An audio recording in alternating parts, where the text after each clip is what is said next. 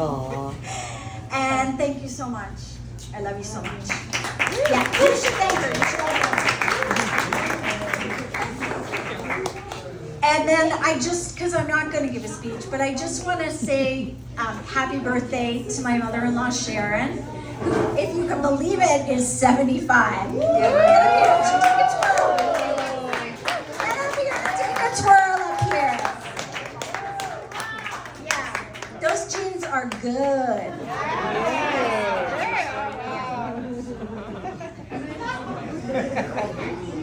Better looking every year. Yeah, and yeah, that's all really. I don't have a speech, so I'm just, happy birthday to Jason, my first and only love. Aww. It's true. What? Stop that. And so a few people want to say a couple of words. Lorraine, did you want to go first? Yeah. Okay. So first.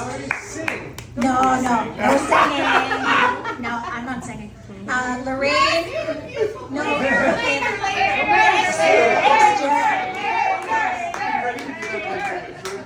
Someone else is going to sing very shortly. Okay. So Lorraine, I have known for so long. My kids grew up with Lorraine and Richard, Uncle Richard and Aunt Lorraine, and we would go to their cottage. Half of those pictures up there were at Richard and Lorraine's. And she's been friends with Sharon for so long, and she's gonna say a few words about Sharon. I think you should.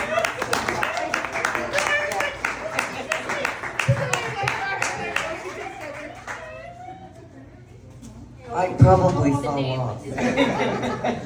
Let's be honest. I've known Sharon, obviously, for a very long time, but I need to talk about who Sharon is. Sharon is multifaceted. First of all, let's talk about how she looks tonight.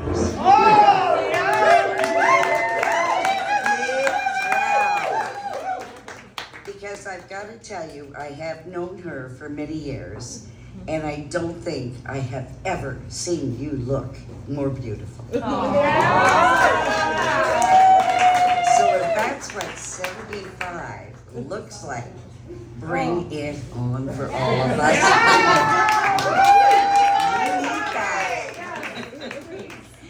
And we won't all get it, but yeah, bring that on, okay?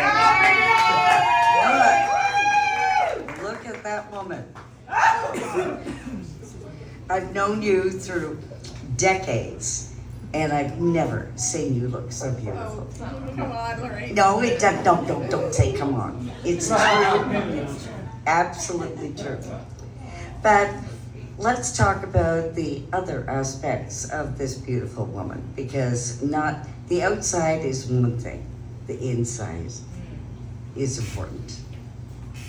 This is the woman that if I was in dire straits, I would call her, and she would be there. And we have gone through so many things together. I almost feel like we grew up together. It's like we've matured through our years. I've watched every aspect of her life. I know who she is at her core. She is first and foremost a mother. She is a grandmother. And her family is the most important element of her life. We've tried to get her to move to Collingwood. Everybody else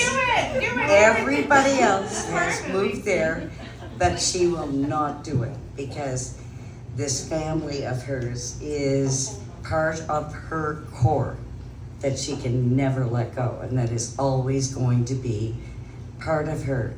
And you are all very lucky, every one of you, to have her in your life and to have her love you that much. And to know, just know how important you are to her. But now we're going to talk about Glenn. Because Glenn, you made her life fun. You lightened her up. You got her out there traveling and experiencing things that never would have happened. So I'd like to give a kudos for a relationship that doesn't exist always at this age. You are not an old couple. You are a fun couple. And kudos. You rock, you roll, and you've got it. And not a lot of people at this stage, at 75 and 78, have that. So let's give them the biggest round of applause for living life to the absolute fullest. And it's a note for all of us to take from their page. You know, sometimes we get tired and we don't want to do this, or maybe we haven't got this much energy. I'd like to challenge everybody in this room to be like these two at this age and to strive for that, because they are the best couple I've met and they're rocking this world.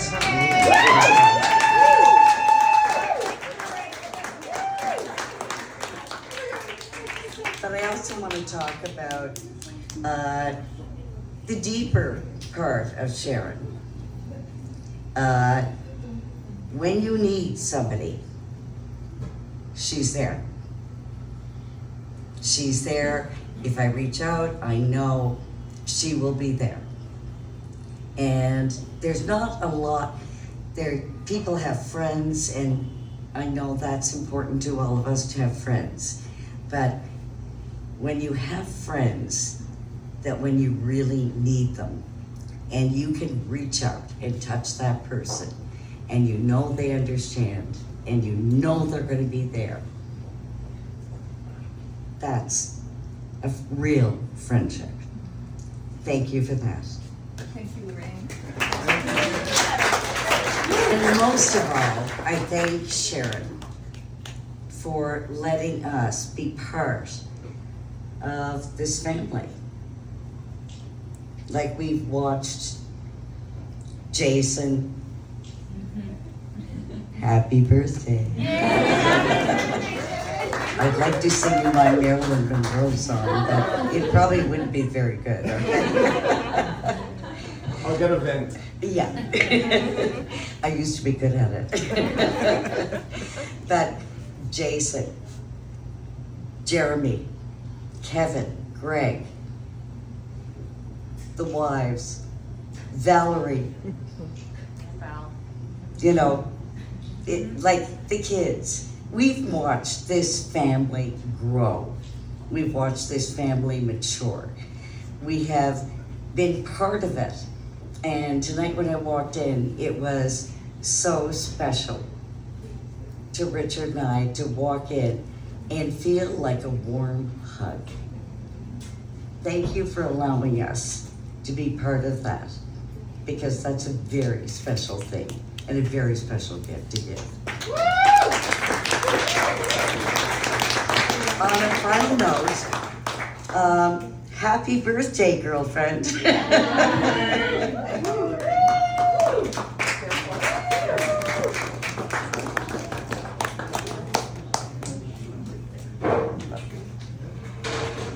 Hello. I don't know, I'm gonna forget to thank people, but I also wanted to thank Greg and Andre and Vivi as a family who really, really helped us. What, it's true. The husbands who work so hard. And For the people in the background, yeah, okay.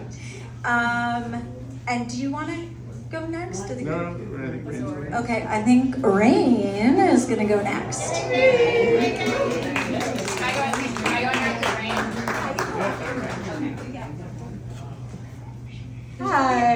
Okay, this is kind of my first speech giving experience, so. But you've got one coming You up. have like 5 on YouTube. I want to say happy birthday, Grammy. I mean, I feel like Lorraine already said everything, but there's so much that I'm thankful for. Grammy gave me my first oyster, which she knows more than anybody is a very important thing, and she taught me to cook. And I mean, I don't live here, and I coming back, it feels so special, and I do just feel so lucky to be a part of a family like this. And it's mostly thanks to Grammy, so in a very literal sense. So thank you so much. I am here mostly to talk about my dad, and I think that we all know that to write a speech for my dad is a serious undertaking, because I'm sure everyone here knows how good of a speech he can give. He always manages to be funny and sharp and poignant, and he always makes Grammy cry, although I think we also all know that that's not particularly difficult. But this is my task today, to know what to say about a man who always knows what to say. Anyone who knows my dad knows that I have big shoes to fill. All I can say, I suppose, is that my dad is the best of us. Always kinder, more caring, more empathetic, more concerned, and more thoughtful than it ever occurs to anyone else to be, and never looking down on us despite it. All the board games and the one-liners might distract you from noticing that more than almost anyone I have ever met, he's a definitionally serious person. Not serious because he can't have fun, you'll see him dance tonight, but serious in that he treats everything he does, including having fun, with the importance and attention it deserves. He cares about everything. He takes no half measures. He doesn't brush off inconvenient truths or let himself off the hook or take the easy way out of anything. He's spent now 50 years doing hard, right things again and again, and all of our lives are better for it. It's the kind of masculinity and fatherhood that conservative pundits try to convince us is dead. Perhaps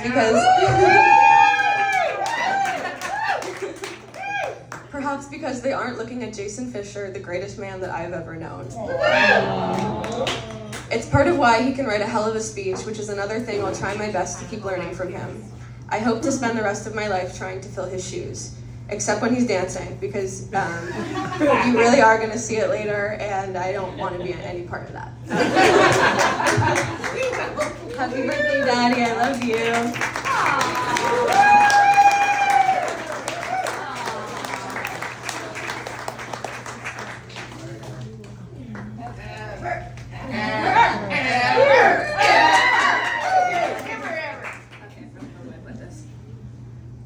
Okay. No pressure. Yeah.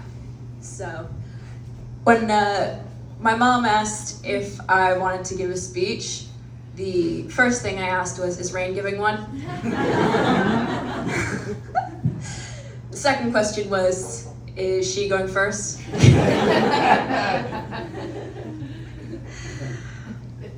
But I don't know if, as my sister said, she had big shoes to fill with how good a writer my dad is, and I might have slightly smaller shoes to fill with my professional writer sister, but I will do my best. It's been difficult figuring out exactly how to describe my dad, Jason Fisher. I looked up the Webster's Dictionary definition of father and was immediately directed to the article, How to Write an Original Speech for Beginners. The hardest part about writing this speech is that it is the one time I can't ask my dad for help with writing. If any of my professors are in the audience, that was a joke. As many of you know, my dad is a fantastic writer, a gift which he passed on to my sister and to me. Maybe. We'll see how the speech goes. My dad has always been someone I could turn to for help and for support. My dad was nothing but supportive when I told him that I was gay, that I was non-binary, and even from the ages of 6 to 14 when I was dead set on becoming an actor in this economy. It's also because of my dad that I realized I wanted to become a social worker instead. because of the values that he and my mom raised me and Rain with. Because of the values with which he and my mom raised Rain and myself. Is that right? When you're raised by two teachers, one of those values is unfortunately proper grammar. My dad taught me to keep an open mind, to be patient and empathetic with everyone I met, and most importantly, to be as kind to myself as I was to others. He taught me to take massive pride in being weird and and embrace the nerdiness that I inevitably inherited from him. People will often tell me that my dad and I are exactly alike, which is my way of knowing just how amazing I turned out. Only difference being I'm a little bit better at talking to girls.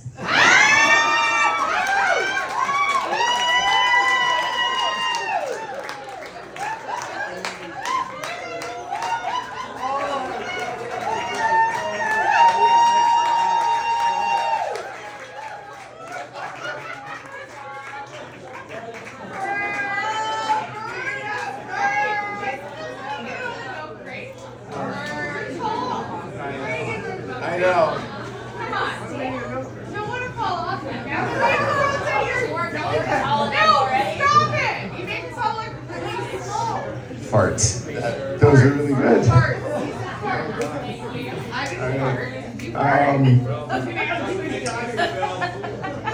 First of all, I want to thank again my sister-in-law Audrey and my wife Valerie and Glenn and everyone who helped put this evening together. The husbands, including all those wonderful graze boxes and everything. Thank you so much. This was a tremendous amount of work to put together, and I cannot thank you enough. I want to thank the owners and staff of Black Lab Brewery for hosting us here tonight. Remember, if you have tried something that you really enjoy and want to grab a case, you can do that on your way out. Let's also give a hand to the band, the Shades. They are going to be coming back out, literally right on the tail of me stepping down. So we are going to dance.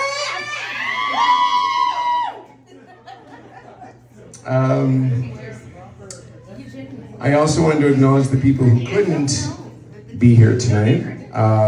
One in particular, my sister-in-law Carolyn, who passed away this year.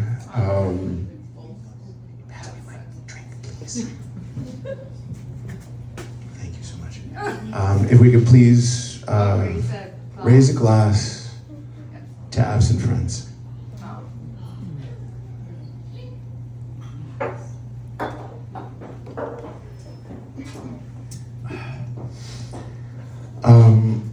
I also wanted to thank all of you for coming tonight for this amazing gift and all the others I've received, but wholly unnecessary. Your presence is your present. I should make clear that doesn't mean you're getting your money back. It just means I appreciate you most of all. So 50.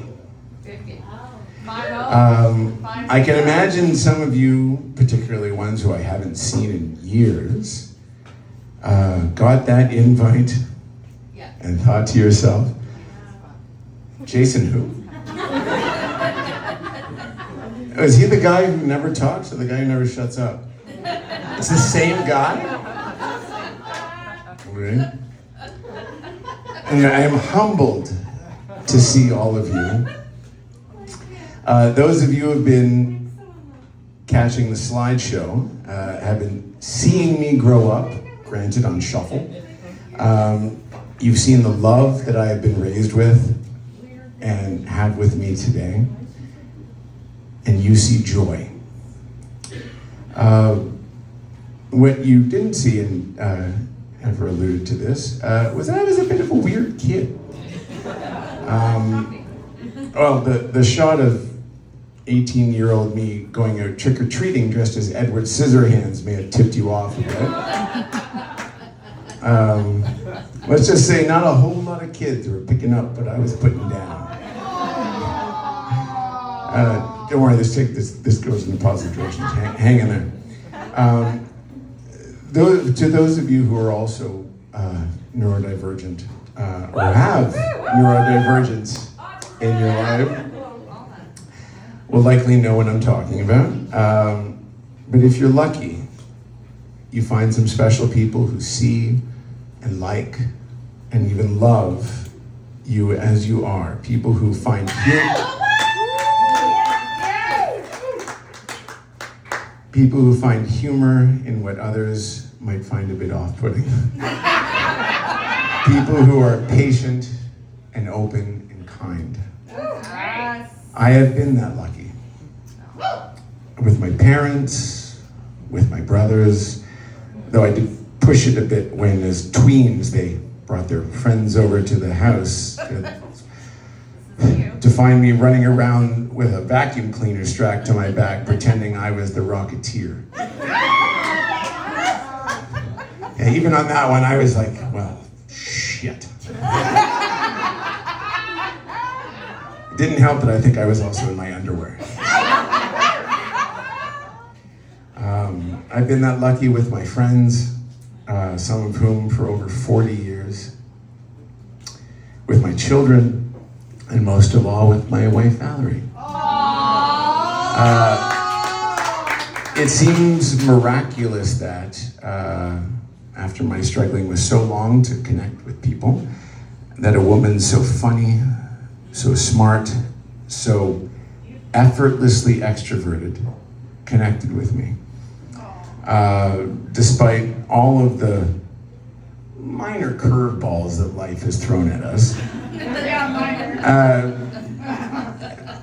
I've never stopped lucky. It's never stopped feeling lucky to have you. But before I finish up there, I must, of course, now direct your attention to the other miraculous woman in my life. I think most of you have, well, she's come up, most of you have met her now. My mother, Sharon, where'd you go? Sharon! I won't make it. There she is. You shouldn't have to come up. You could just, there she is. You can see her. I cry easily. Yes. Just turned 75, but apparently in whatever the opposite of dog years is, because more than one of you have mistaken her for my sister. I was thinking lately that over time, our relationship with our mothers change. As children, we depend on them. In our teens, we resent them. But not next time! In our 20s, we ignore them. At least we try to. I'm going to paraphrase a joke from the comedian Nick Kroll and do an impression of every 20-something getting a call from their mother.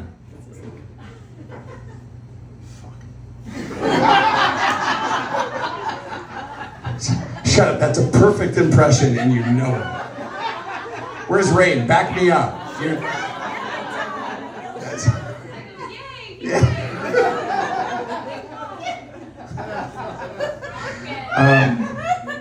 In our 30s, we depend on them again because who knew adulting and having kids is fucking hard. Here's my impression of a mother answering a question from their 30-year-old. Fuck.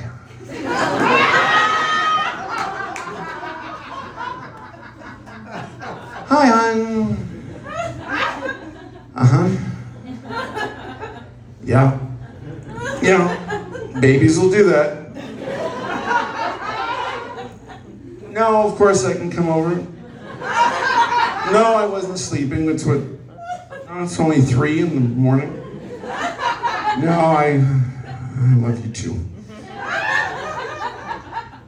And then we get to our 40s and realize we better start trying to make up for the assholes we've been for the last 4 years.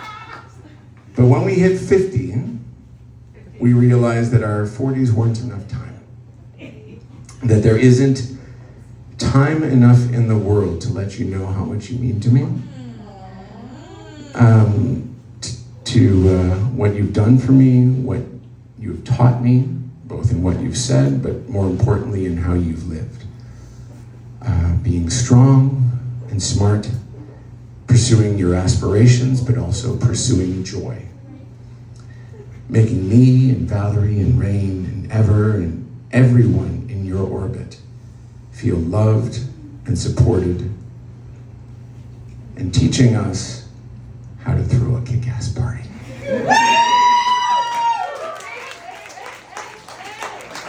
So if everyone can please raise a glass to my mom. And to you, Jason. And To you yourself. to all of you who have given us this night and all the nights before and after. Cheers.